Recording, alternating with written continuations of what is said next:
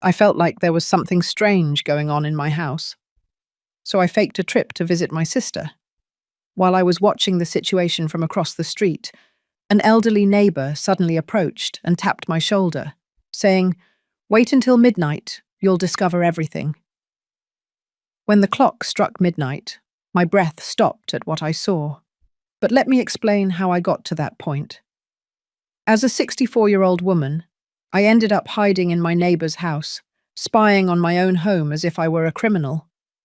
Because what I discovered that night not only destroyed my trust in my family, but it showed me just how far the people you love can go when greed takes control of their hearts. My name is Eleanor. This house where I've lived for the last 40 years is my sanctuary, my history, my entire life built with effort alongside my late husband. Every corner here holds our memories. The kitchen where we prepared Sunday morning breakfast, the living room where we watched our son Robert grow up, the garden we cultivated with our own hands. When my husband died 7 years ago, Robert insisted on moving here with his wife, Audrey. "So you won't be alone, Mum," he told me. At the time, I thought it was filial love. How naive I was. The first few months were quiet, almost happy. We ate dinner together, talked, and laughed. Audrey was attentive, even affectionate. She helped me with the grocery shopping, cooked my favorite meals, like a good pot roast or mashed potatoes. Robert fixed things around the house that broke down. I thought, what a blessing to have my family close in my old age. But about 4 months ago, something changed. It was as if someone had flipped an invisible switch. The smiles became mechanical, the conversations forced, and the whispers began. At first, I thought it was my imagination, that my age was playing tricks on me. But the whispers were real. Every time I entered a room, they would abruptly stop talking. Robert would quickly put away his phone, with a swift, almost guilty motion. Audrey would change the subject with a tense smile. "What were you talking about?" I would ask them. "Nothing important," Audrey replied with that sweet voice that was starting to sound hollow to me. "Work stuff, Mum," Robert would add, without looking me in the eye. Then I noticed other details. The door to my old master bedroom, the one I had converted into storage after my husband's death, was always locked now. Before, it remained open. "Why do you lock that room?" I asked one day.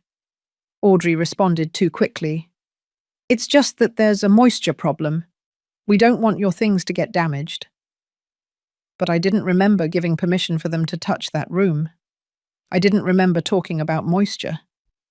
And when I walked down the hall at night, I heard strange noises coming from there. Footsteps, muffled voices, laughs that weren't my son's or my daughter-in-law's. One night, close to 11, I heard the unmistakable sound of the front door opening. I got out of bed and walked carefully to the hallway, making sure not to make a sound. From my bedroom, I could see the entrance. I saw Audrey receiving a young woman with a small suitcase. They spoke in a low voice. The woman handed something over, cash maybe, and Audrey quickly tucked it into her pants pocket. Then she guided her down the hall, precisely toward that room that supposedly had a moisture issue. I heard the sound of the key turning. The door opened. Yellow light spilled out, and then it closed again. The next morning, during breakfast, I didn't mention anything. I only observed. Audrey prepared coffee with that perfect smile that no longer fooled me. Robert was reading the news on his phone, distracted. "Did you sleep well?" I asked casually. "Very well, Mum," Robert replied without looking up. "Like babies," Audrey added. Liars. Both of them were liars. But I needed proof. I needed to know exactly what was happening in my own home before I confronted them.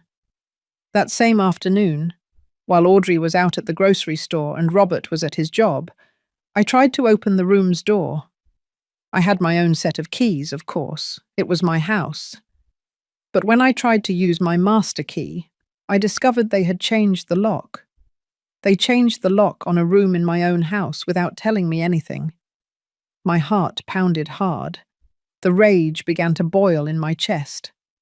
Who did they think they were? This was my property, my home. Every inch of this house belonged to me legally. But rage solves nothing. Rage only clouds judgment. So I took a deep breath and thought clearly. If they were hiding something, I needed to discover it without them suspecting that I knew.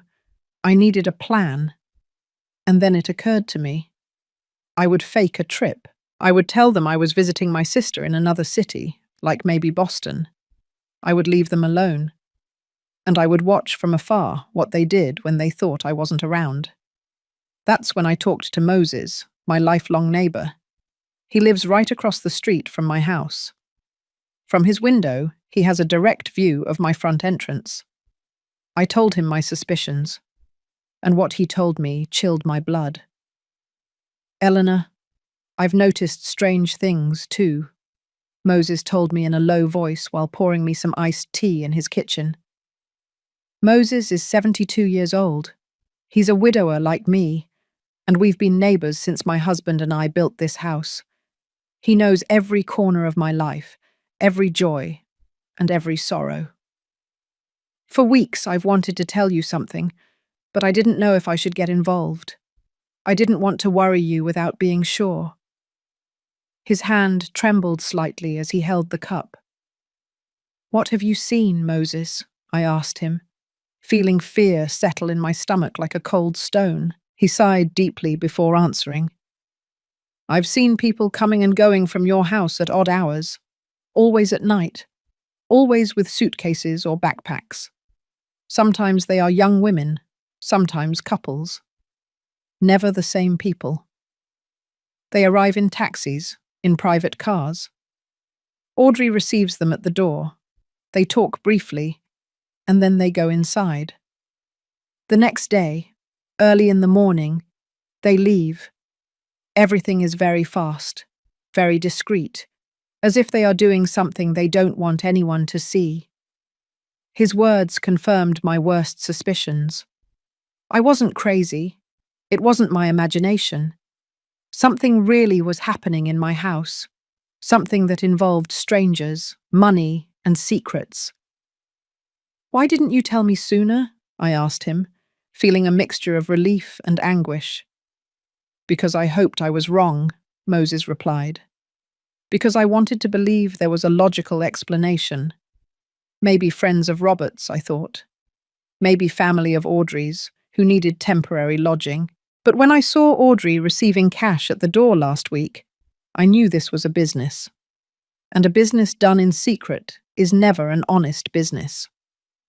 He leaned forward and lowered his voice, as if someone could hear us. Eleanor, I think they are using your house for something. I don't know exactly what, but it's something they don't want you to know. That's why they wait for you to be asleep. That's why they act normal during the day. I then told him my plan. I told him I would fake the trip, that I would make them believe I would be gone for a whole week, and that I needed his help to watch my house from his window. Moses immediately accepted. You can stay here in the guest room, Cha. He offered, and from the upstairs window you can see your entrance and part of your living room perfectly. We'll see everything they do. I felt immense relief. I wasn't alone in this. I had an ally, a witness, someone who could confirm what my eyes saw, so they couldn't later say that I was confused or senile. That same night, I returned to my house and began the performance. During dinner, I casually announced, "Tomorrow I'm traveling to visit my sister for a week. I haven't seen her in months, and she's been insisting a lot." The reaction was immediate. Robert looked up from his plate with bright eyes. Audrey stopped chewing for a second and then smiled. A smile that was too wide, too enthusiastic. That's great. It will do you good to get out a bit, to change the scenery. Right, Robert? My son nodded vigorously. Yes, Mom, you deserve a break. We'll take care of the house. Don't worry about a thing. Don't worry about a thing. Those words resonated in my head with a sinister echo. The way they said it, with that barely concealed relief, with that urgency to see me leave. I continued with my act.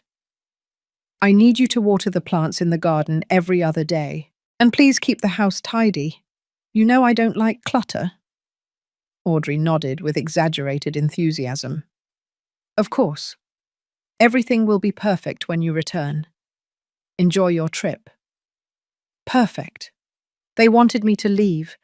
They needed me to leave. That only confirmed they were hiding something big. The next morning, I did the whole show. I took out my old suitcase, the one my husband and I used when we travelled. I filled it with clothes, toiletries, all in their sight. I called my sister loudly on the phone from the living room so they would hear. Yes, sis, I'm heading out there now. I'll get there before lunch. Of course, my sister knew about the plan. I had told her everything. She was worried too and supported me completely. Robert insisted on driving me to the bus station. That's not necessary, son. I can take a cab. But he insisted. He wanted to make sure I was really leaving. At the terminal, he walked me to the platform. He hugged me and said, Have a good trip, Mum.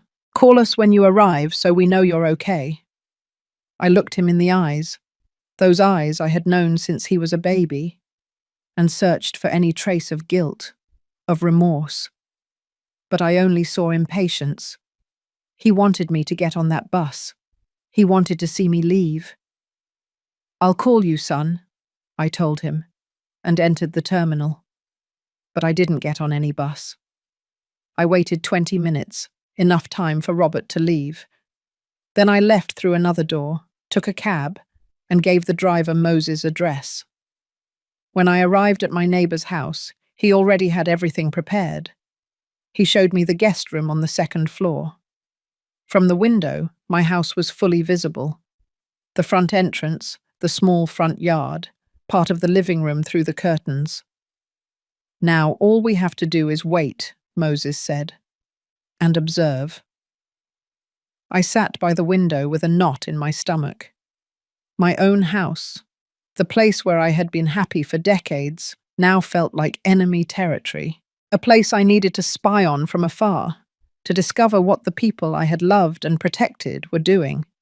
The first few hours were normal. Audrey went out to the grocery store around 10 in the morning. Robert left for work as always. The house was left alone, silent. But when evening fell, around 6, I saw something that made me hold my breath. A silver car parked in front of my house.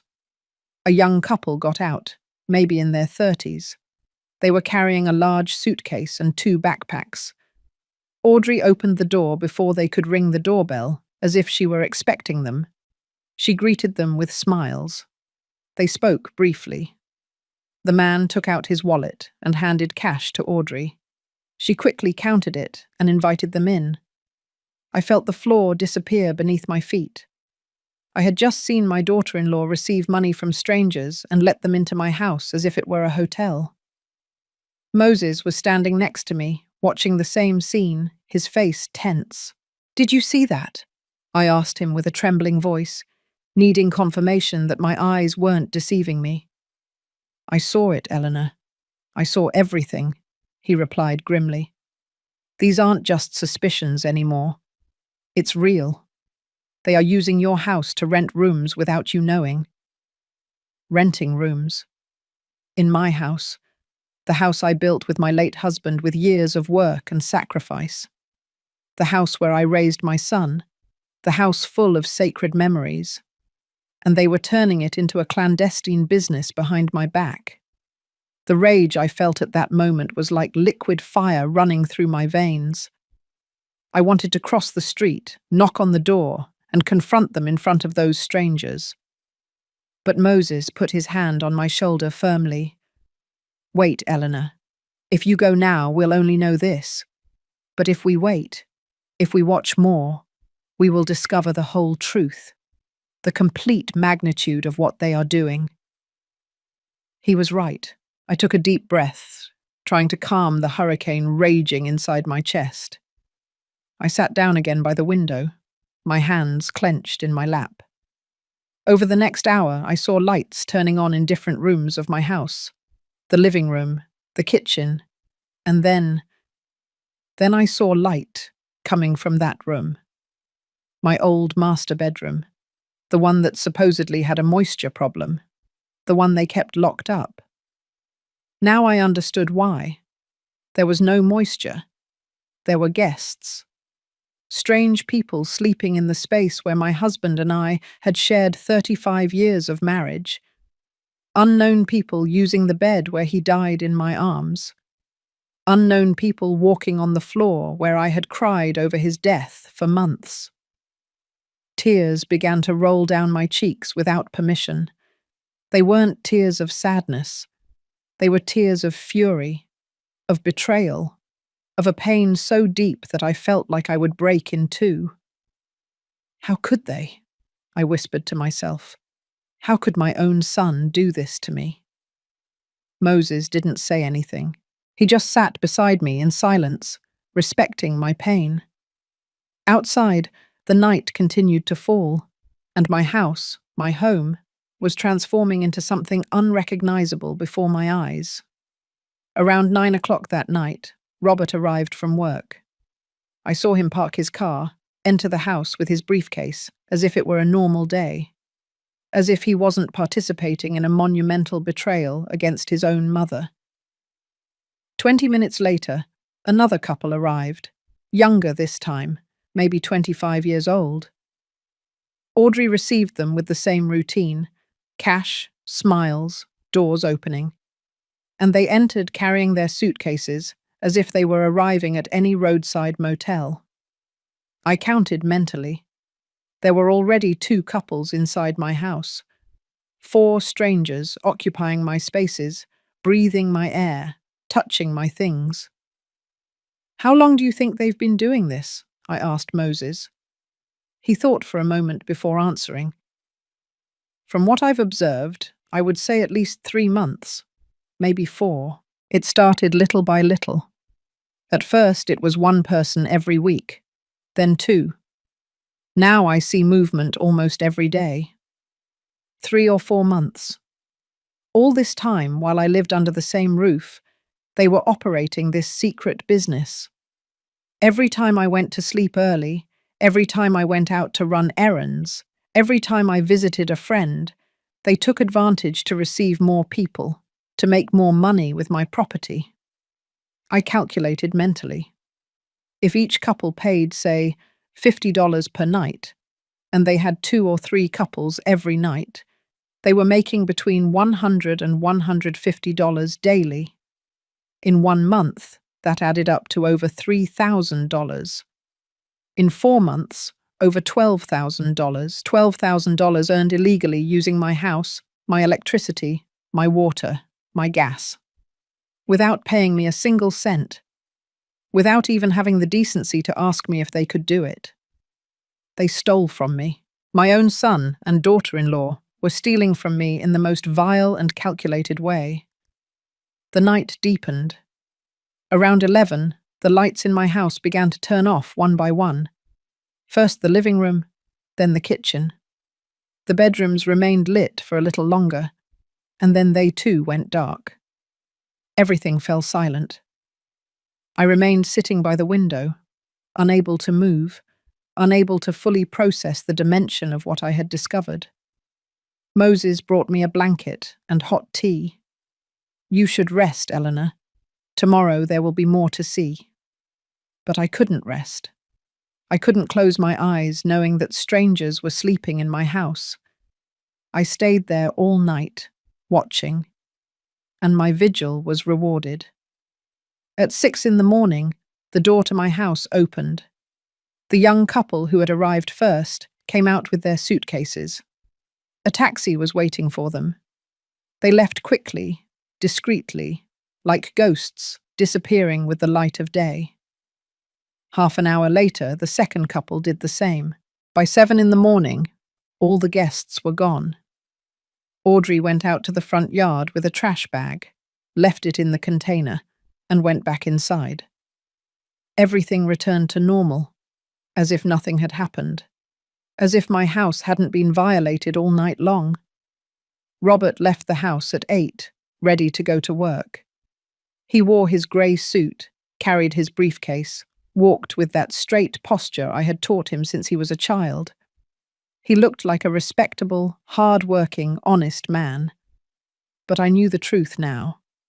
I knew that behind that facade of a responsible son hid a man capable of betraying his own mother for money. A man who could look me in the eye during breakfast after having filled my house with strangers all night. During the day, I watched Audrey moving around the house. I saw her changing sheets, cleaning rooms, preparing everything for the next guests. She worked efficiently with practice. This wasn't something new for her. She had an established routine. Every move was calculated, professional. She was the brains of this operation. I was sure. Robert may have agreed. Maybe he collaborated. But Audrey was the one running everything. I could see it in the way she managed the business, in how she organized every detail. When evening fell on the second day, more guests arrived. This time it was 3 people, 2 men and a woman. They seemed to be friends, traveling together. Audrey received them the same way as the previous ones. Cash in hand, professional smiles, doors opening. And I kept watching from Moses' window, mentally documenting every movement, every transaction, every betrayal. Moses had suggested taking pictures, but I didn't want digital evidence yet. First, I needed to understand the complete operation. I needed to know if there was something else, something worse that I hadn't discovered yet. And then Moses told me something that changed everything. It was the night of the second day, close to 10, when he approached me with a serious expression. "Eleanor, there's something else you need to know. Something I've been hesitant to tell you or not."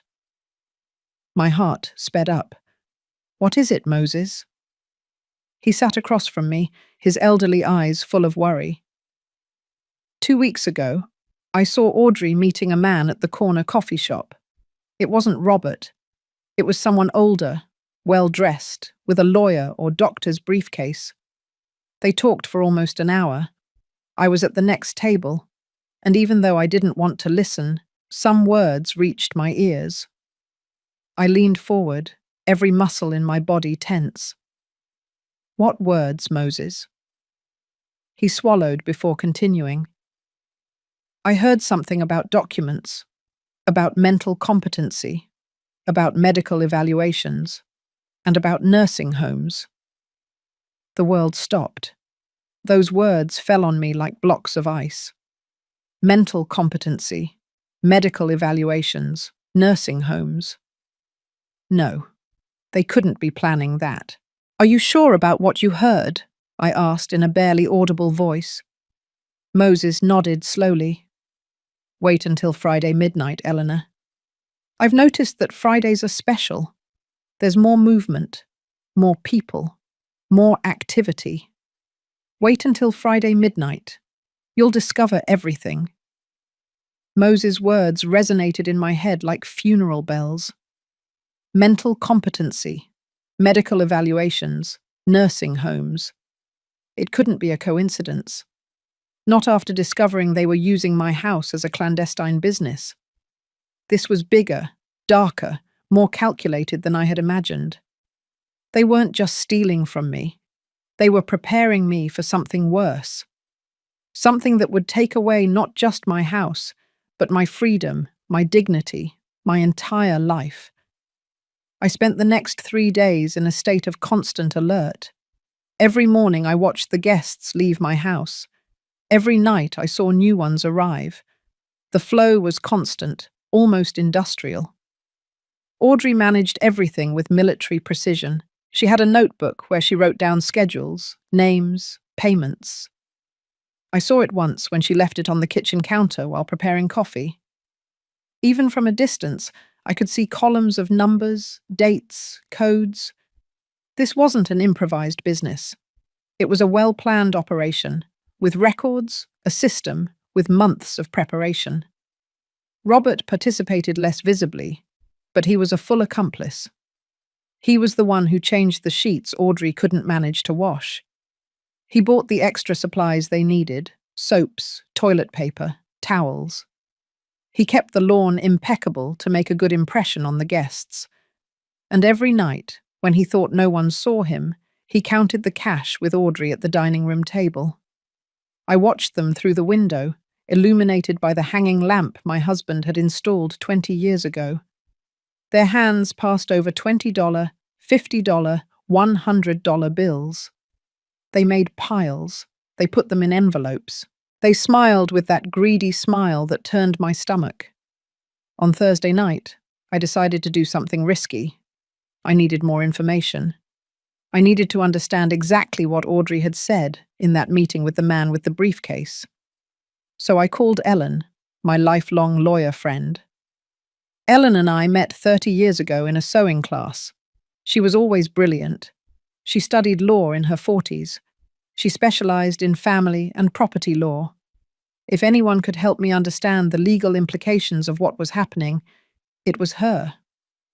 "Eleanor, what you're telling me is extremely serious," Ellen told me over the phone, her voice full of professional concern. "If they are operating a lodging business without permits, without paying taxes, without your consent as the property owner, they are committing multiple felonies: fraud, misuse of someone else's property, tax evasion. But what worries me more is what you mentioned about mental competency and nursing homes. Eleanor, does your son have any power of attorney over you? Any signed document that gives him authority over your decisions?" I thought carefully. "No, I never signed anything like that. All my documents are in my safe deposit box at the bank." Ellen sighed with relief. "That's good. Very good. But listen to me carefully. If they are consulting with someone about declaring you mentally incompetent, it means they are looking for a legal way to take control of your assets. The process is complex and requires real medical evaluations, psychological tests, court appearances before a judge. They can't simply declare you incompetent just because. But if they have a corrupt doctor willing to falsify evaluations, if they have an unscrupulous lawyer who knows the legal loopholes, they could try it. And if they succeed, Eleanor, they can commit you to a nursing home against your will and take your house legally." Terror seized me. "What can I do, Ellen?" She thought for a moment.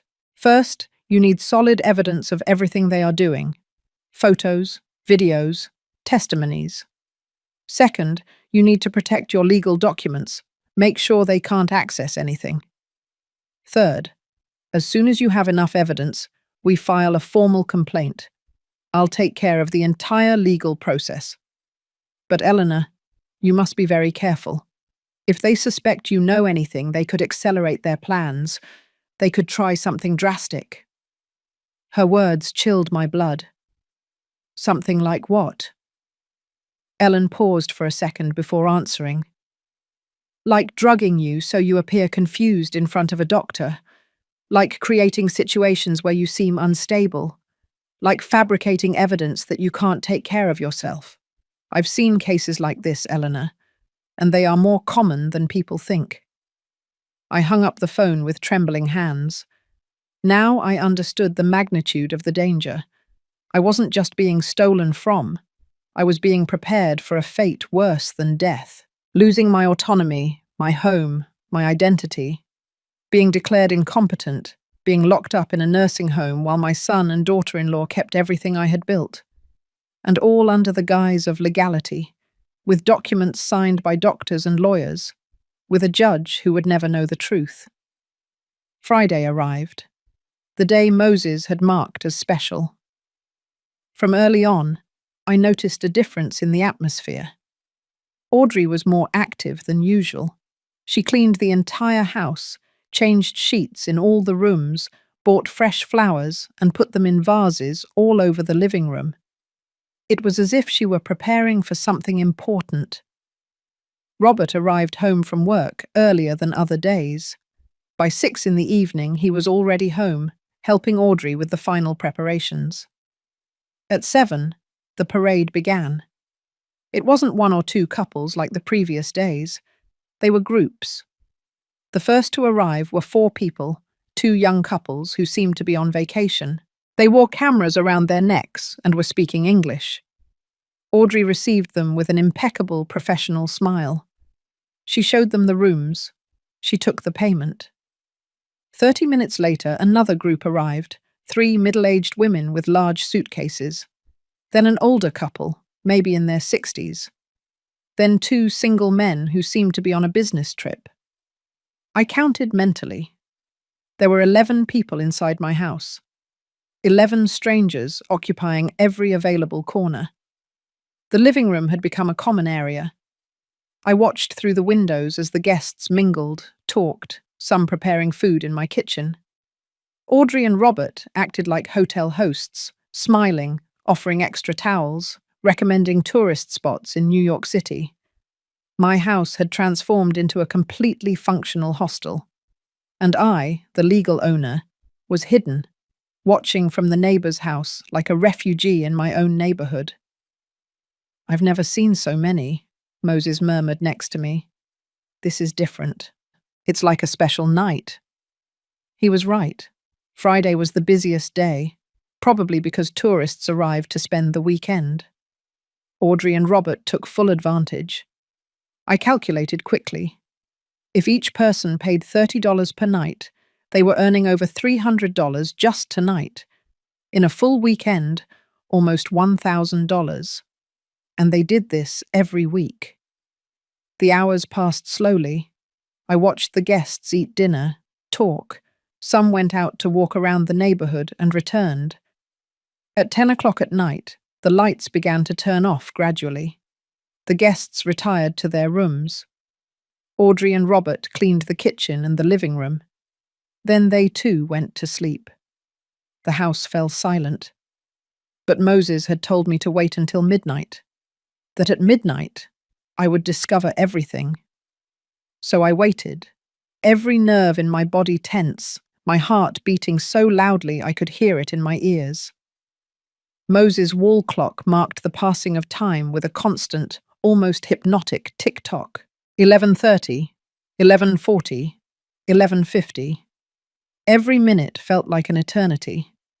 Moses had fallen asleep on the couch, exhausted after days of vigil with me. But I was completely awake, my eyes fixed on my house, waiting for that something Moses had seen before, that something that would reveal the whole truth. And then, when the clock struck 12 midnight, my breath stopped. The side door of my house, the one that leads to the backyard and that we almost never use, opened slowly. A figure came out. It was Audrey, but she wasn't alone. Behind her came out a man I didn't know, a tall man, about 50 years old, dressed in dark clothing. He was carrying a briefcase in his hand. The same type of briefcase Moses had described when he saw Audrey at the coffee shop. My heart started racing. What was happening? Why was Audrey meeting this man at midnight? Why were they leaving through the back door like thieves? They walked toward the back of the yard, where the old shed my husband used as a workshop is. Audrey took out a key, opened the padlock, and both entered the shed. The light turned on inside. Through the shed's small window, I could see shadows moving. They were talking. They were gesturing. Audrey took something out of her purse, papers maybe. The man checked them with a small flashlight. Then he took something out of his briefcase. More papers. A thick folder. Audrey took them, reviewed them page by page. She nodded her head. They seemed to be reaching some kind of agreement. The meeting lasted almost 20 minutes. Finally, the man put everything back in his briefcase. Audrey turned off the shed light. They came out. But instead of returning to the house, they walked toward the back fence. There's a small door there that leads to the back alley. Audrey opened it. The man left through there and disappeared into the darkness. Audrey closed the door, secured the padlock, and returned to the house through the side door. Everything had lasted less than half an hour, silent, secret, invisible to anyone who wasn't specifically watching. I woke Moses up urgently. I saw him. I saw everything. Audrey met a man at midnight in the shed. Moses got up immediately, still half asleep but alert. "The man with the briefcase?" he asked. "Yes, it has to be the same one. They reviewed papers, documents. They are planning something, Moses. Something big." My neighbor rubbed his eyes and looked at his watch. "It's late, or early, depending on how you look at it. It's 0 hours 30 minutes. But now we know that there's someone else involved. Someone who works in the dark, in secret. This is worse than we thought." I couldn't sleep the rest of the night. I stayed sitting by the window, watching my house as if it were an enemy building. At dawn on Saturday, the guests began to leave. Some left early, others stayed to enjoy the full weekend. Audrey prepared breakfast for those who remained, acting like the perfect hostess. Coffee, toast, fruit. Everything served with smiles and kindness. No one would have imagined that hours earlier she had been in a clandestine night meeting with a stranger. Robert left the house around 9 in the morning. I saw him get into his car and drive away. Audrey stayed alone with the remaining guests. This was my opportunity. I needed to get into that shed. I needed to see if they had left anything, any clue about what they were planning. I told Moses my plan. He tried to dissuade me. "It's too risky, Eleanor, if Audrey sees you." But I was determined. "I have the key to the back fence. I can enter through the alley without anyone seeing me. Audrey is busy with the guests in the front of the house. She won't see me." Moses finally agreed, but insisted on accompanying me to the alley to keep watch. We left his house through the back door. We walked through the silent alley. It was Saturday morning, and the neighborhood was quiet. Most people were still sleeping or eating breakfast in their homes. We reached the back door of my property. I took out my key with trembling hands. The padlock gave a soft click. I entered my own backyard like an intruder, my heart pounding against my ribs. The shed was about 20 yards from the door. I walked crouched low, hiding behind the bushes I myself had planted years ago. Every step seemed too loud, every breath too strong. Finally, I reached the shed. The door had a simple padlock, one I knew well. It was the same padlock my husband had used for years. I searched for the right key. My fingers clumsily tried 3 different keys before finding the correct one. The padlock opened. I entered the shed and closed the door behind me. Sunlight filtered through the small, dirty window, creating dusty rays in the air. The place smelled of old wood and moisture. Rusty tools hung from the walls, boxes stacked in the corners. Everything looked normal, intact. But then I saw something out of place. On my husband's old workbench, there was a metal box. It wasn't ours. I had never seen it before. It was grey, modern, with a digital lock. I approached slowly. The box was closed, but not locked. Just a simple latch that opened by pressing 2 side buttons. I tried it. Click. The box opened. And what I saw inside took my breath away.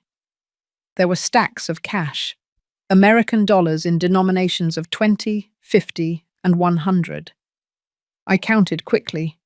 There had to be at least $10,000 there, maybe more. All the money they had earned with their illegal business for months. But that wasn't the worst part. Beneath the money were documents. I took them out carefully and began to read them. The first was a rental agreement. A contract where my house appeared, registered as a property available for temporary rental and tourist lodging. The owner's name read Robert Vega, my son. But that was impossible. I was the legal owner. My name was on the deeds. How could he sign a contract as if he were the owner? I kept reading. There was a footnote, in small print. Legal owner in process of transfer. Documentation pending judicial procedure. I felt the floor moving beneath my feet. Transfer. Judicial procedure. They weren't just using my house illegally, they were trying to steal it from me legally. The next document confirmed my worst fears. It was a psychological evaluation form, an official medical form with a private clinic's letterhead. And there, in the patient section, was my full name, Eleanor Cristina Vega de Herrera. The evaluation date was scheduled for 2 weeks in the future.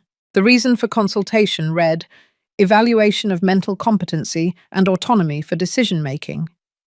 Family request, due to concern about progressive cognitive decline. Progressive cognitive decline. They were painting me as a senile old woman, as someone who couldn't take care of herself, as someone who needed to be protected from her own decisions. And it was all a lie. I was perfectly fine. My mind was clear. My health was good for my 64 years. But they were going to fabricate a different story. With this doctor, with this false evaluation, with this judicial process they were already preparing. There were more documents. One was a quote from a private nursing home. Golden Hope Residence, specialized care for older adults. The price was $3,000 monthly. There were yellow highlighter marks on the section that read, Private rooms with 24-hour security. Special program for patients with dementia and cognitive decline. They were looking for a prison for me. An expensive and legal prison where they would lock me up while they enjoyed my house and my money. The last document was the most chilling. It was a broad power of attorney, a legal document that would give Robert total control over all my properties, bank accounts, and medical decisions. It was prepared, printed, ready to be signed. Only my signature was missing. And next to the document was a handwritten note in Audrey's handwriting. Dr. Lisandro confirms he can administer a mild sedative during the appointment. Signature will be obtained during a state of induced confusion. Witnesses already coordinated. Additional cost, $5,000. My hands were shaking so much I almost dropped the papers. They were going to drug me. They were going to take me to a corrupt doctor, give me some medication that would confuse me, and make me sign that power of attorney without understanding what I was doing, with paid witnesses who would say that I was in full control of my faculties. Everything legal on paper, everything false in reality. And once they had that power of attorney, they could do whatever they wanted with me. Sell my house, empty my accounts, lock me up in that nursing home. And I would have no way to defend myself because legally I would no longer have control over anything. I heard voices outside. I froze. It was Audrey talking to someone. One of the guests, probably. They were close. Too close. I quickly took out my phone and took pictures of all the documents. Every page, every note, every detail. My hands trembled so much that some photos came out blurry, but I managed to capture the evidence. Then I put everything back in the box exactly as I had found it. I closed the box. I closed the shed. And I ran, crouched low, back to the back door. Moses was waiting for me in the alley with an expression of anguish. I thought they had discovered you. You were in there almost 20 minutes. I couldn't speak. I only showed him my phone with the photos. He looked at the screen, swiped image after image, and his face grew paler and paler. My God, Eleanor, this is... This is a complete criminal scheme. They aren't just stealing from you, they are systematically destroying you. I nodded, tears I could no longer hold back, rolling down my cheeks. I need to call Ellen. I need to do something now. I can't wait any longer. We returned to Moses' house. With trembling hands, I dialed my lawyer friend's number. It was early Saturday, but Ellen answered on the third ring. Eleanor, what happened? I told her everything. The photos, the documents, the complete plan. Ellen remained silent for a long moment after I finished. Then she spoke with a professional, controlled voice, but full of contained fury. Eleanor, this is planned kidnapping, document fraud, conspiracy to commit several serious crimes. With the evidence you have, we can stop them. But you need to act fast. If that medical appointment is in 2 weeks, it means they are going to accelerate everything soon. What should I do? I asked. Ellen took a deep breath. First, don't return to that house yet. Stay where you are safe. Second, tomorrow, Sunday, I need you to come to my office. We will bring in a trusted notary. We will make legal documents to protect your assets immediately. Third, on Monday, we will file a formal complaint with all this evidence. And fourth, she paused. Fourth, we are going to set a trap for them. A trap? I repeated Ellen's words, not fully understanding. My mind was still processing everything I had discovered in the shed. The false documents, the plan to drug me, the nursing home already quoted. Everything was too much, too dark, too calculated. Yes, Eleanor, a trap, Ellen confirmed firmly. They think you don't know anything. They think you are still traveling, trusting and naive. That is your advantage. You have evidence that they don't know you possess. Now we are going to use it strategically to ensure they face full legal consequences. We don't just want to stop them. We want them to pay for every part of their criminal plan. On Sunday morning, Moses drove me in his car to Ellen's office in Los Angeles. She was waiting for me with another man, the notary she had mentioned. His name was Henry. He was about 50 years old, with a serious but kind face. Mrs. Vega, I am very sorry for what you are going through, he told me while shaking my hand. But I want you to know that we are going to protect your assets completely. When we finish today, your son will not be able to touch a single cent of your estate without facing immediate criminal charges. Over the next 3 hours, I signed documents, many documents. Ellen explained them one by one with patience. This is a revocable power of attorney. It cancels any power that might exist in Robert's name, existing or future. This other one is a declaration of full mental competency, certified by a forensic psychologist who will come to evaluate you tomorrow.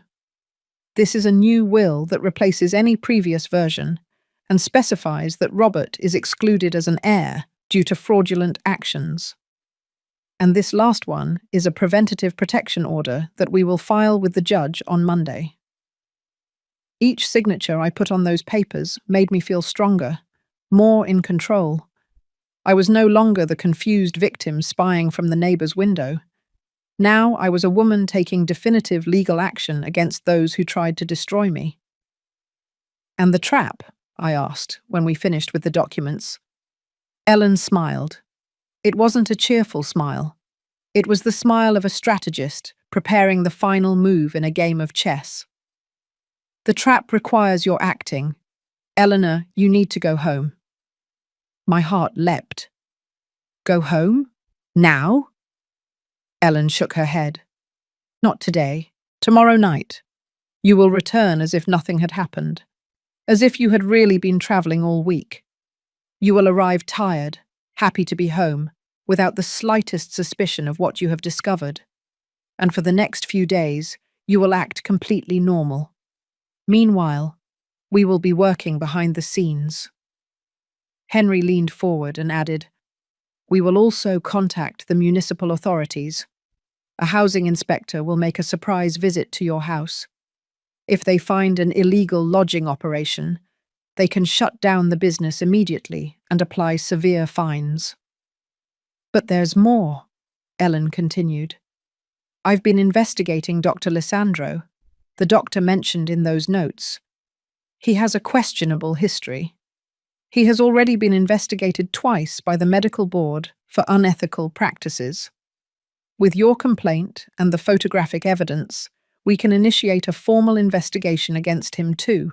If they discover he was willing to drug patients to obtain fraudulent signatures, he will lose his medical license and face criminal charges." The magnitude of the plan began to take shape in my mind. It wasn't just about stopping Robert and Audrey. It was about dismantling the entire network they had built. The corrupt doctor, the false witnesses, the illegal lodging business, everything. "How long will all this take?" I asked. Ellen looked at Henry before answering. "The inspector can go this week, probably Wednesday or Thursday. The investigation of the doctor will take longer, but with your formal complaint on Monday, the process will begin immediately. And as for Robert and Audrey..." She made a dramatic pause. "The final confrontation will be when they least expect it, when they believe everything is going according to their plan." I spent the rest of Sunday at Moses' house, mentally rehearsing how I would act when I returned. I had to be convincing. I couldn't show anger, suspicion, or fear. I had to be the trusting mother returning happily from visiting her sister. The naive mother-in-law who knows nothing about what is happening in her own house. It was ironic. They had been acting in front of me for months. Now it was my turn to act in front of them. On Monday night, with a suitcase in hand and my heart beating like a war drum, I walked toward my house. Moses had driven me to the corner, but I walked the rest of the way so it would look like I arrived by taxi. I rang the doorbell. I heard hurried footsteps inside. The door opened. Robert was there with a surprised expression. "Mum, we weren't expecting you until tomorrow." I smiled with the warmth a mother reserves for her son, although inside my heart was breaking. "I decided to come back a day early. I missed my house." Audrey appeared behind Robert. Her smile was perfect. Too perfect. "Welcome back. How was the trip?" I entered my house feeling like I was entering enemy territory. Everything looked normal, clean, tidy. No trace of the 11 guests who had occupied these spaces just 2 nights ago. Audrey had done an impeccable job erasing the evidence. "The trip was wonderful," I lied with surprising ease. "My sister spoiled me a lot. But you know, there's no place like your own home." They took my suitcase to my room. They prepared tea. They sat with me in the living room, asking for details of the invented trip. I responded with stories I had prepared, adding convincing details about restaurants my sister and I supposedly visited, about walks we took, about conversations we had. Robert and Audrey listened, nodded, smiled. But I could see something behind their eyes. Relief. Relief that I had returned without suspicion. Relief that their secret remained intact. "The house looks very nice," I commented, looking around. "You took care of it perfectly," Audrey responded quickly, perhaps too quickly. "Of course.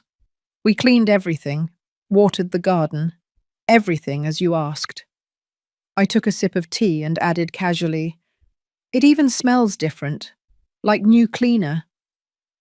I saw a micro flash of panic in Audrey's eyes.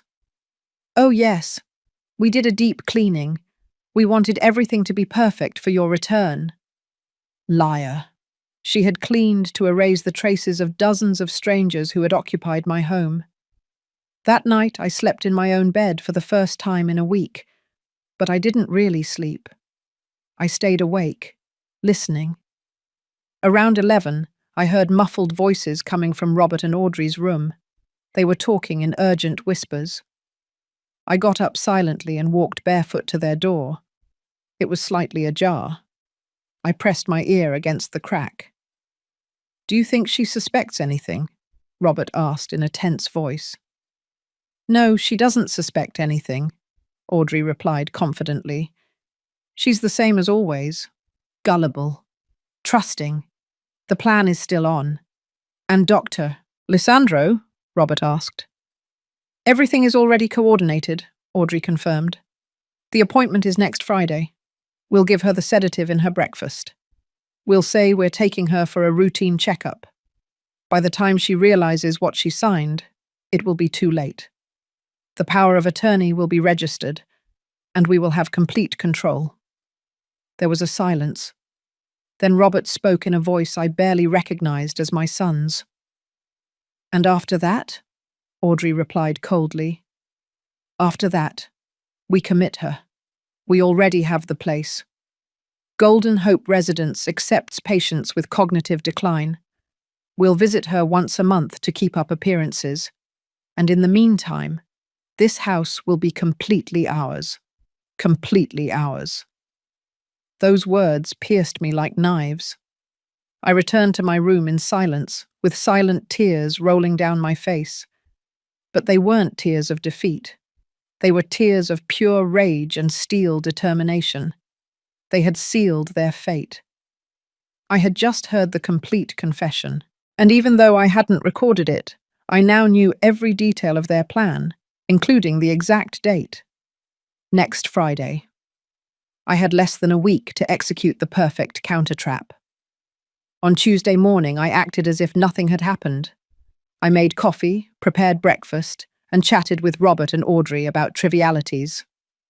They were also acting. We were all actors in this macabre play, where each one knew a different script. But I had an advantage. I knew they were acting. They didn't know I was doing it too.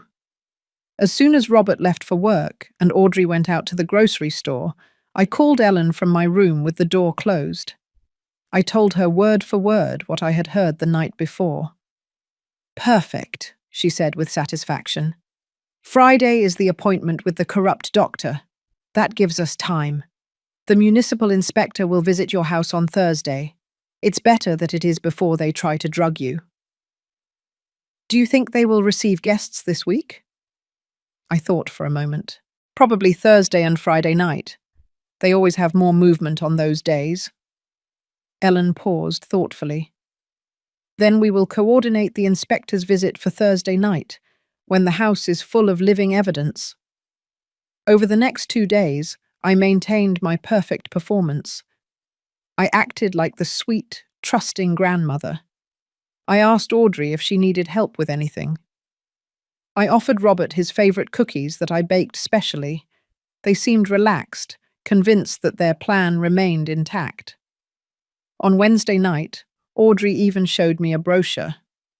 "I found this health center that offers preventive checkups for people your age, Mum. How about I take you on Friday? It's free for seniors." Free. Liar.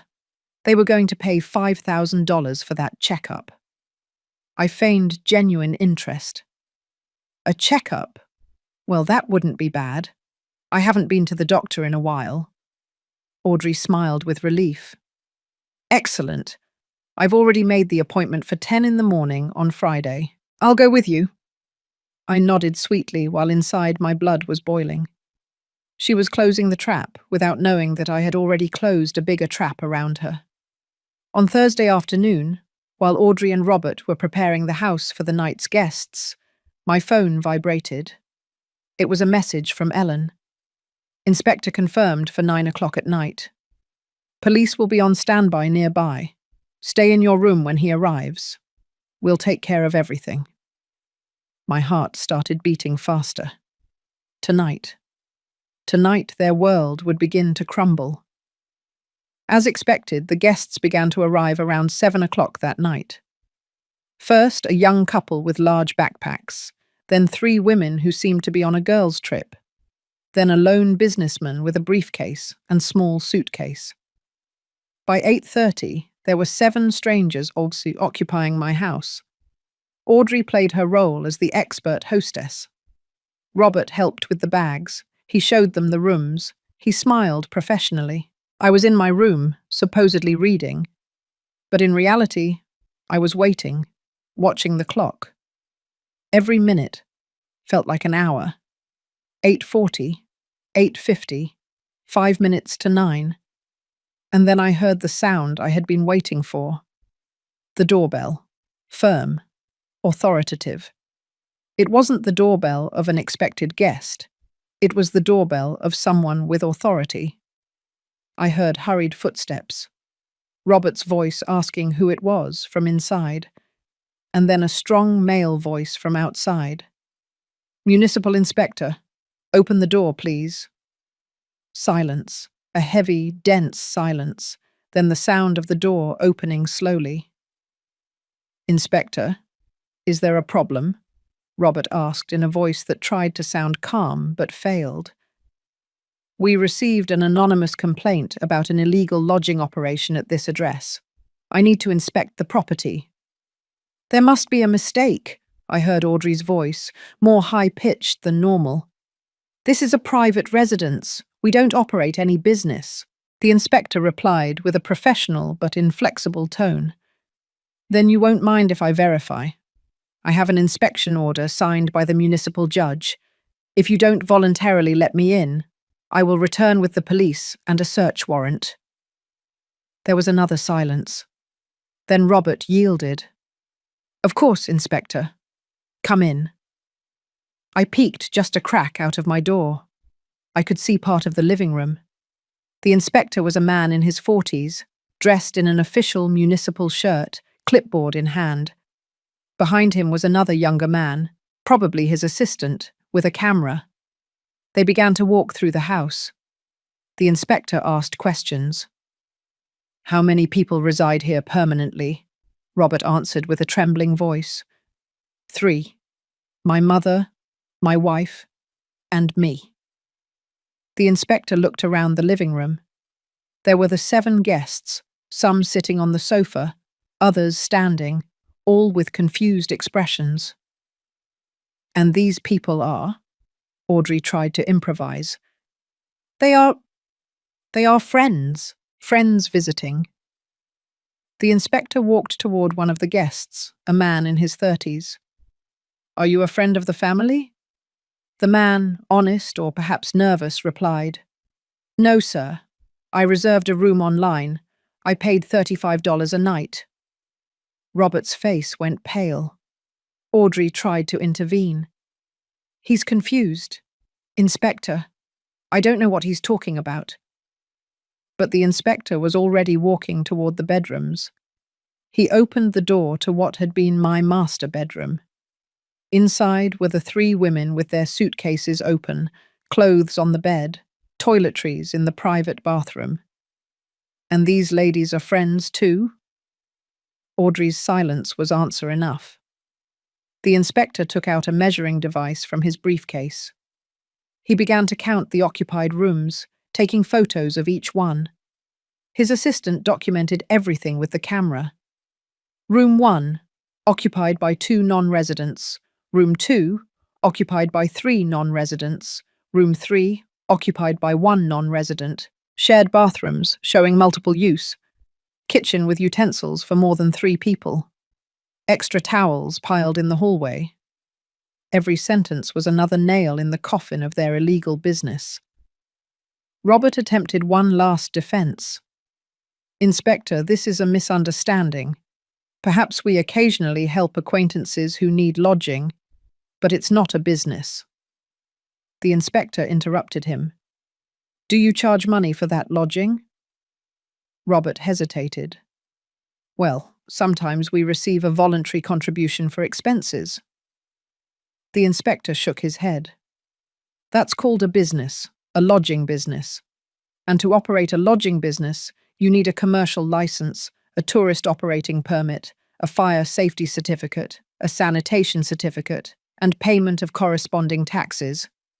Do you have any of those documents?" The silence was absolute. Audrey and Robert looked at each other, defeated. They knew they had nothing. The inspector continued. According to the municipal code, operating a commercial lodging business without permits constitutes a serious violation. The fine is $10,000. Furthermore, I must inform you that the tax authorities will be notified about undeclared income. And since this property is registered in the name of... He looked at his papers. Elena Cristina Vega de Herrera, who according to records has not authorized any commercial activity, this could also constitute fraudulent use of someone else's property. I felt it was the moment. I opened my bedroom door and stepped out. All eyes turned toward me. The guests confused, the inspector with a professional expression, and Robert and Audrey with faces of pure terror. "Good evening," I said with a calm voice. "I am Eleanor Vega, the owner of this property." The inspector nodded respectfully. "Mrs. Vega, did you authorize the operation of a lodging business on your property?" I took a moment, looking directly into the eyes of my son and daughter-in-law. "No, Inspector. I authorized nothing. In fact, I just discovered this situation a few days ago." Audrey took a step toward me. "Mum, I can explain." I raised my hand, stopping her. "I don't want explanations, Audrey, not now." I turned to the inspector. "What happens now?" He closed his clipboard. "The current guests will have to vacate the property immediately. We will give them 30 minutes to gather their belongings. Your son and daughter-in-law will receive the official fine notification and will have to appear before the municipal judge next week. I have also notified the police. There are 2 officers outside in case additional assistance is needed for the eviction." The next 30 minutes were chaotic. The guests collected their things hastily, some demanding refunds from Audrey. She had kept the cash in her purse and had to return it under the watchful eye of the inspector. Robert remained paralyzed, unable to speak, watching as his illegal business crumbled in minutes. When the last guest left, the inspector handed me a copy of the official report. "Mrs. Vega, I recommend you consult with a lawyer. You have the right to sue for damages." "I already have a lawyer, Inspector. Thank you for your work tonight." When the inspector and his assistant left, the house fell into a deathly silence. The 3 of us remained in the living room. I was standing by the window. Robert was sitting on the sofa with his head in his hands. Audrey was standing near the door, arms crossed, with the expression of a cornered animal. It was she who spoke first. Her voice was no longer sweet or calculating. It was desperate. "Mum, I know this looks bad, but we had our reasons. The house expenses are high. We have debts." I turned to her slowly. "Reasons? Debts? And that was sufficient justification to turn my home into an illegal business without my consent?" Audrey took a step toward me. "We were going to tell you eventually. We just wanted to save up first, to have some money before—" "Before what?" I interrupted with a cutting voice. "Before drugging me and making me sign a fraudulent power of attorney?" The silence that followed was deafening. Audrey turned pale. Robert raised his head abruptly, his eyes full of shock. "How?" Robert started to say, but his voice broke. "How do I know?" I completed the question for him. "Because I was never traveling, Robert. I was here, watching, discovering every detail of your vile and calculated plan." I walked to the center of the living room, looking at both of them with an intensity that made them step back. "I know about the illegal lodging business. I know about the cash hidden in the shed. I know about Dr. Lisandro. I know about the Friday appointment where you planned to sedate me. I know about the power of attorney you wanted to make me sign. And I know about the Golden Hope Residence nursing home where you planned to lock me up." Audrey shook her head frantically. No, it's not what you think. Yes, we talked to the doctor, but it was just for precaution, because we were worried about your health. Stop the lies, I shouted, and my voice resonated in the walls of my own house. I found the documents, Audrey. I saw them with my own eyes. I read the notes written in your handwriting. Mild sedative during the appointment. Signature will be obtained during a state of induced confusion. Those were your exact words. Audrey's face lost all colour. Her lips trembled, but no sound came out. I turned to my son.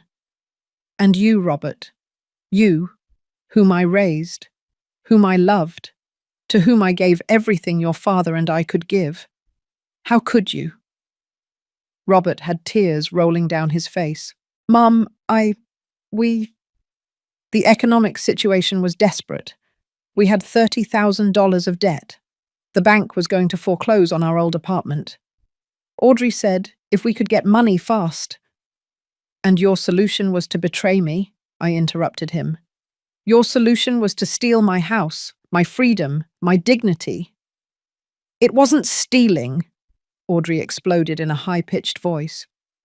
This house is enormous. You live here alone. We were just taking advantage of the available space.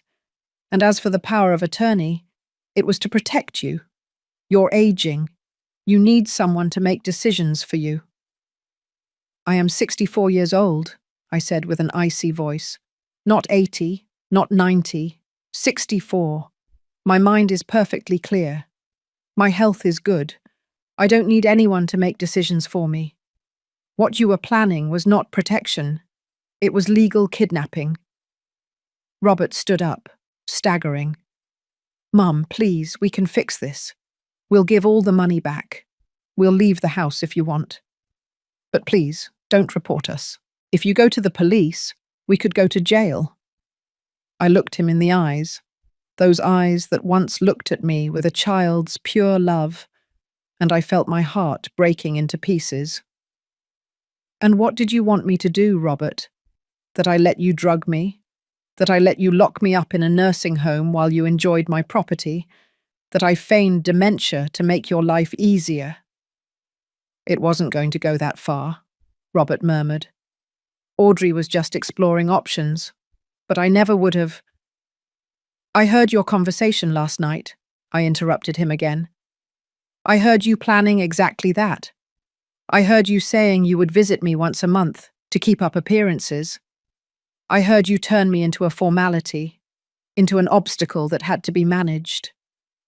Robert collapsed back onto the sofa, sobbing. Audrey remained petrified, her mask of the perfect daughter-in-law finally completely destroyed. I took a deep breath, trying to maintain my composure. Tomorrow is Friday. You had planned to take me to Dr. Lisandro at 10 o'clock in the morning. Obviously, that is not going to happen. What is going to happen is this. You are going to pack your things and you are going to leave my house. You have until tomorrow at noon. Audrey reacted immediately. Evict us? Where are we going to go? You should have thought about that before you betrayed me, I replied without emotion. You have family, you have friends. Figure it out. Mum, please, Robert pleaded. We can't leave like this. We don't have money for a rental deposit. We have nothing. You have $10,000 in the box in the shed, I pointed out. The money you earned illegally with my property. You can use it for your deposit, although you will probably need to save it to pay the municipal fine and lawyer's fees. Audrey turned to me with blazing eyes. There were no longer pleas in her voice, only venom. You know what? Fine. We will leave your precious house. But don't think this ends here. We will get a lawyer. We will fight the fine, and we will sue for wrongful eviction. I smiled without humour. Go ahead, Audrey. Get a lawyer. But I warn you that my lawyer is very good, and she has photographic evidence of every fraudulent document, every criminal plan, every detail of your illegal operation. She has photos of the hidden cash, the false contracts, the notes about drugging me. Do you really want to go to court with that? Audrey's face fell apart. She finally understood that she was completely defeated, that I had played the game better, that while they were planning to destroy me, I was 2 steps ahead. "There is something else you need to know," I continued. "My lawyer has already filed documents revoking any power of attorney that might exist in my name. She filed a declaration of full mental competency certified by a forensic psychologist. And she filed a new will where Robert is specifically excluded as an heir due to his fraudulent actions." Robert raised his head abruptly. "You disinherited me." His voice was a mixture of shock and pain. "What did you expect?" I replied with a tired voice. "That I would reward you for trying to destroy me?" The rest of the night was tense and silent. Robert and Audrey locked themselves in their room. I sat in the living room, exhausted but relieved. Around midnight, I heard sounds of suitcases being dragged. They were packing. Reality had finally penetrated their heads. The next morning, Friday, I woke up early. I made coffee just for myself. I sat by the window watching the sunrise over the garden that my husband and I had cultivated together. At 9 in the morning, Robert and Audrey came down with 4 large suitcases. They didn't look at me. They loaded everything into their car in silence. Robert returned one last time. He left the house keys on the entrance table. For a moment, I thought he would say something, maybe an apology, maybe a final plea. But he only looked at me with empty eyes and left. I heard his car engine start. I heard the tires on the pavement driving away, and then silence. My house was empty. I was alone. I remained seated in the living room for a long time after they left. The house felt different, bigger, quieter, but also more mine than ever. I walked through every room slowly, reclaiming every space that had been violated by strangers. I opened the windows to let in fresh air. I stripped the sheets from all the beds that had been used by the guests. I would take them to be washed, but I honestly considered burning them. Some memories don't deserve to be preserved. Around noon, Moses knocked on my door. He brought a hot turkey chili he had prepared. "I thought you might not be up for cooking today," he said with that kindness that only true friends possess. We sat down to eat together in my kitchen. I told him everything that had happened the night before. The inspector's arrival, the confrontation, the expulsion of Robert and Audrey. Moses listened in silence, nodding occasionally. When I finished, he placed his wrinkled hand on mine. "You did the right thing, Eleanor.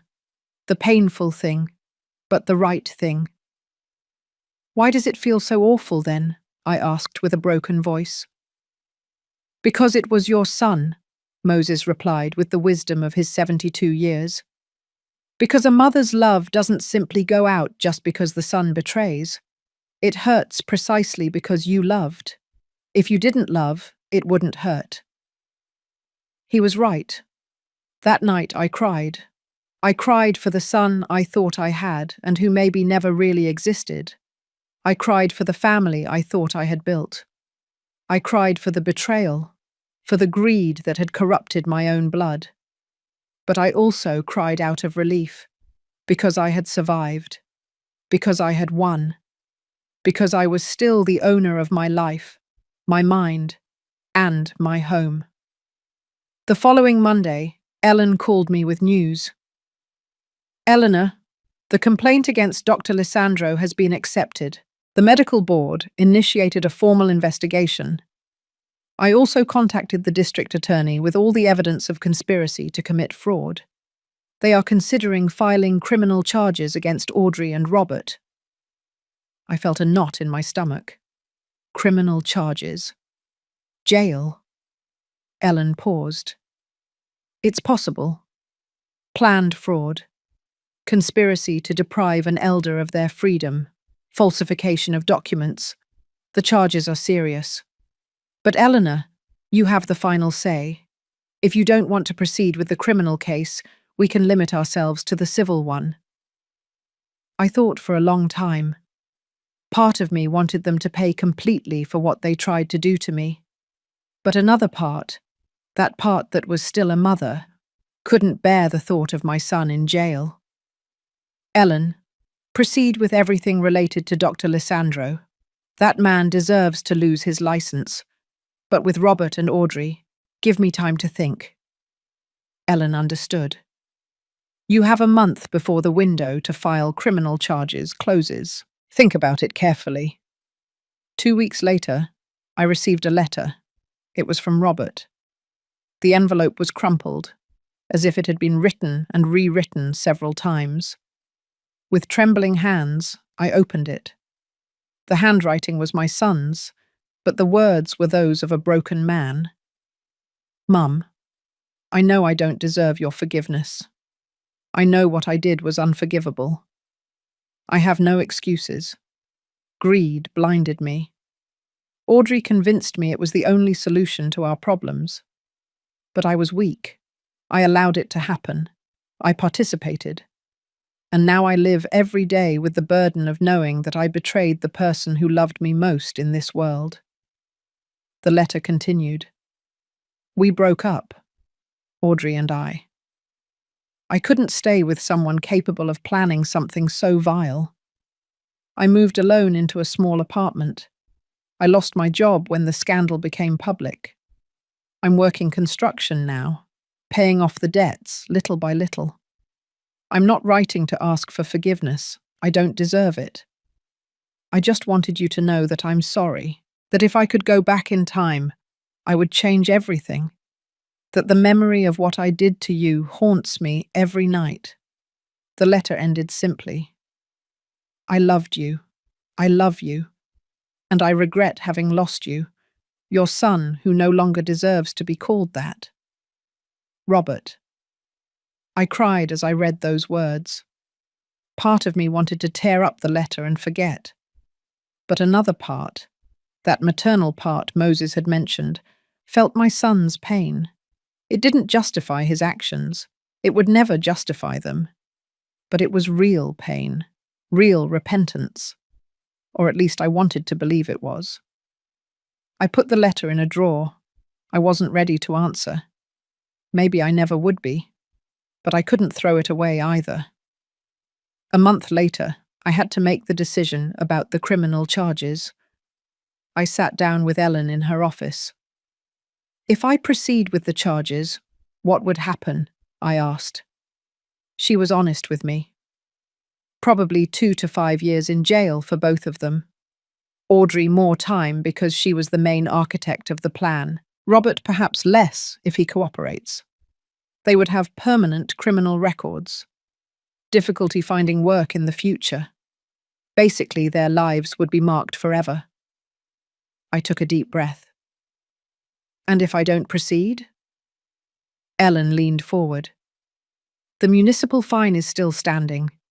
They will have to pay it. Dr. Lissandro will lose his license regardless of what you decide about Robert and Audrey. And civilly, they are already legally prevented from coming near you or your property. I closed my eyes. I thought about my husband, what he would have wanted. I thought about the boy Robert once was, before greed corrupted him. I thought about the kind of person I wanted to be at the end of my life. I will not file criminal charges, I said finally. Ellen nodded without judgment. Are you sure? No, I admitted. But it is what I can live with.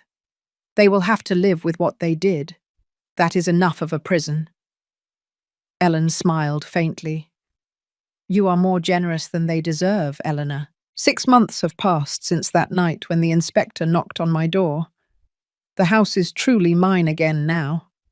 I hired a professional cleaning company that eliminated all traces of the guests. I painted the walls new colours. I donated the furniture that had been used by strangers and bought new pieces. I converted my old master bedroom into an art studio. I always wanted to paint, and now I have the time and peace to do it. Moses is still my neighbor and my best friend. We eat dinner together twice a week. He helped me install a security system in the house, not because I am afraid, but because I now value my privacy more than ever. Ellen became more than my lawyer. She is my confidant, my legal protector, my friend. I made sure to update my will, leaving something to her for everything she did. And Robert? I haven't heard from him directly since that letter. But through mutual acquaintances, I know he is still working in construction, that he is slowly paying his debts, that he lives alone. There are days when I think about answering his letter. There are days when I think about calling him. But then I remember the box in the shed, the documents about drugging me, the conversations about locking me in a nursing home, and the wound bleeds again. Maybe someday I can forgive, not forget. I will never be able to forget, but maybe forgive. My therapist says that forgiveness is not for the person who hurt you, it is for yourself. To free yourself from the weight of hatred. I'm working on that. Slowly, painfully, but working. One afternoon, while painting in my new studio, Moses came to visit me. He stood looking at my work in progress. A garden full of flowers of all colors except cold tones. "It's beautiful," he commented. "Thank you," I replied. "It's my way of healing. Each brushstroke is a piece of my life that I reclaim." He smiled. "You know what? You survived something that would have destroyed many people. You are stronger than you think, Eleanor." That night, as I prepared for sleep in my quiet but safe house, I thought about everything that had happened. The fake trip, the nights spying from Moses' window, the shed and its secrets, the midnight when my breath stopped at seeing the complete truth, the confrontation, the victory, the pain, the loneliness that came after. I looked at myself in the mirror. I saw a 64-year-old woman with more wrinkles than before, with sadder but also wiser eyes. I saw a survivor. I saw someone who had been betrayed by the one she loved most and yet was still standing. I realized that night that love can be the perfect disguise for a trap, I whispered to my reflection. But I also learned that self-love is the strongest shield against any betrayal. I turned off the light and lay down in my bed, in my house, under my roof. Alone, yes. Hurt, of course. But free. Owner of my destiny. And that, after everything I had lived through, was enough.